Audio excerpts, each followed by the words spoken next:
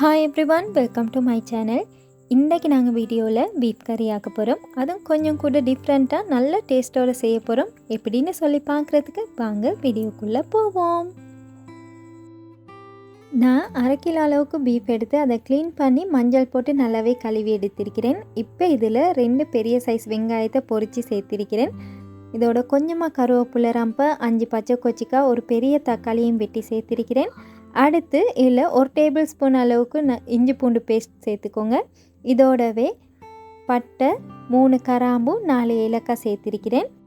மசாலாவுக்கு மஞ்சள் தூள், தனி மிளகாய் தூள், மல்லித்தூள், வறுத்தரைச்ச மசாலா தூள், இதோடவே கொஞ்சமாக சீரகத்தூளும் சேர்த்திருக்கிறேன். உங்களுக்கு என்ன மசாலா தூள்கள் தேவையோ அது சேர்த்துக்கோங்க. இதோடவே நல்ல ஃப்ரெஷ்ஷான புதினா இலை, கொத்தமல்லி இலையும் சேர்த்திருக்கிறேன். 2 டேபிள் ஸ்பூன் அளவுக்கு தயிர் எடுத்திருக்கிறேன். தயிர் சேர்த்தா பீஃபெல்லாம் நல்லா சாஃப்டாகி வரும்.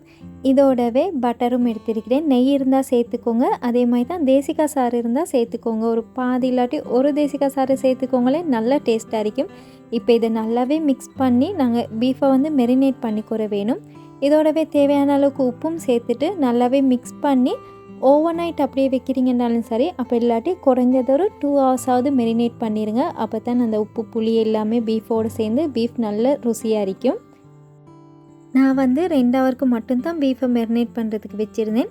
அடுத்து அடுப்பில் ஒரு சட்டி வச்சு அதில் தேங்காய் ஊற்றிருக்கிறேன். தேங்காய் தான் இந்த டிஷ்க்கு நல்ல ஒரு ஃப்ளேவர் ஒன்று கொடுக்கும். உங்களுக்கு தேவையான எண்ணெய் சேர்த்துக்குறையிலும் எண்ணெய் சூடாயினதுக்கு பிறகு நாங்கள் மெரினேட் பண்ணி வச்சுருக்கிறோம்னா பீஃப் இதை அப்படியே சேர்த்துக்கோங்க. சட்டியில் பீஃபை மெரினேட் பண்ணி வச்சுருந்த கோப்பையில் கொஞ்சமாக தண்ணி ஊற்றி அலசி அதையும் சேர்த்துட்டு நல்லா ஒரு தைனம் கலந்து விட்டதுக்கு பிறகு இதை அப்படியே மூடி அடுப்பையும் லோ ஃப்ளேமில் வச்சு பீஃபை வேக விட்டுருங்க. அடி பிடிக்கிற மாதிரி இருந்தால் மட்டும் லேசாக இடைக்கிட கலந்து விடுங்க, இல்லாட்டி தேவையில்லை. அடுப்பை லோ ஃப்ளேமில் வச்சு பீஃப் எனக்கு சரியாக வெந்து ரெடி ஆகிறதுக்கு எனக்கு கிட்டத்தட்ட 40 நிமிஷம் கிட்ட தேவைப்பட்டுச்சு.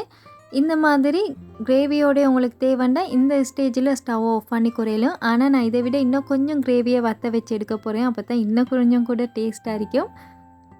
நான் இன்னொரு 5 நிமிஷம் மாதிரி மூடி வேக வச்சுருந்தேன். இப்போ பாருங்கள், கிரேவியெல்லாம் நல்லாவே வற்றி எங்களோட பீஃப் கறி ரெடியாக இருக்குது.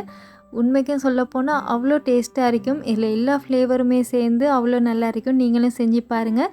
ஸ்டவ் ஓப்பன் பண்ணினதுக்கு பிறகு லாஸ்ட்டாக மேலால் நிறையவே மல்லி இலை சேர்த்துக்கோங்க. அப்போ இந்த கறிக்கு இன்னும் கொஞ்சம் கூட டேஸ்ட் கொடுக்கும். நீங்களும் செஞ்சு பாருங்கள். என்னோடய வீடியோஸ் உங்களுக்கு பிடிச்சிருந்தா மியாஸ் கிச்சனை சப்ஸ்கிரைப் பண்ணி சப்போர்ட் பண்ணுங்கள். இன்னொரு ரெசிபி ஒன்றோட உங்களை சந்திக்கிறேன். அது வரைக்கும் bye, take care and thanks for வாட்சிங்.